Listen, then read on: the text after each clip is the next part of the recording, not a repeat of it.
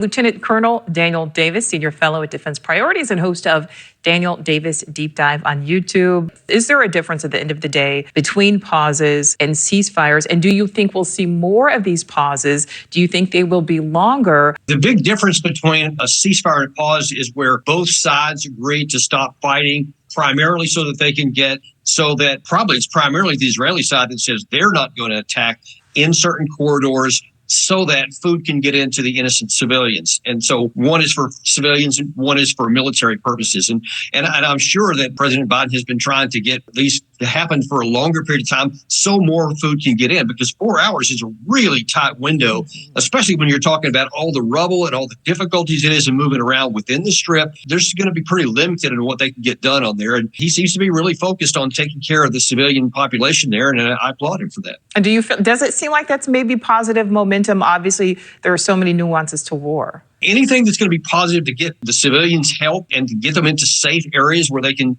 continue to live and not get blown up is obviously something we should put even more effort into. But we also need to be clear-minded that militarily, Netanyahu is laser focused on destroying Hamas. He's not bent any on that so far, and he is going to continue to methodically move through there. And, we know that most of Gaza City is cut off, but there's allegedly 300,000 to 400,000 civilians in there. And I'm not sure how food's going to get up into them. That's another issue. Just tell us about the significance of yesterday's U.S. airstrikes in eastern Syria. Well, I got to be frank, they're meaningless. We did that on October 27th, and the alleged message was to tell these violent extremist groups in there and Iran-backed groups that there's a cost to this and they can't keep doing it. And obviously, we had like 22 afterwards until this latest one. And I had some information. It was on Reuters this afternoon. It said only by sheer luck did we not get a lot of Americans killed in Erbil when one of these drones hit actually a barracks, went inside of it, but didn't detonate. And so there was only like one person slightly injured. Otherwise, there could have been dozens killed if that thing actually went off. And we're just rolling the dice to find out how long it happens before one of those strikes. And then the pressure to strike Iran will go through the roof. And that's the big issue that we face and why I've been so much of an advocate to get those troops out of unnecessary harm's way.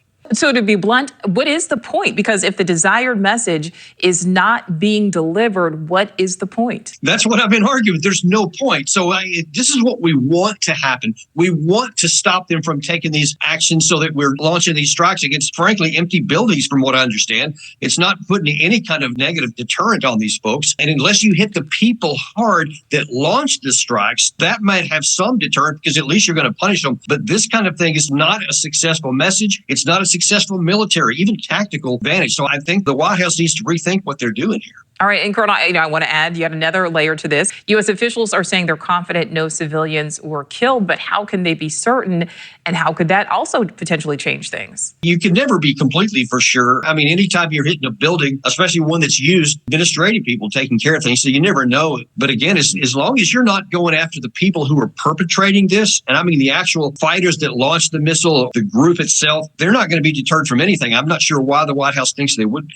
What happens if this conflict expands? Do you think it's going to expand? How tense is this whole situation right now? It's very tense. I mean, look, you've got Lindsey Graham and many like him routinely, as they did in that Senate hearing a week or so ago, where they're trying to draw a direct connection. If anything happens, any Americans get killed in any of these strikes, they want to go after Iran directly. And of course, what Iran would do in retaliation is unknown. It depends on how hard the strike is there. But it doesn't appear that that's going to deter Iran either. But it could spark a retaliation from Iran, which could then require a bigger retaliation from us. And that's when you go up the escalation ladder and the chance for getting into a war goes very high. And there's such a big danger in that.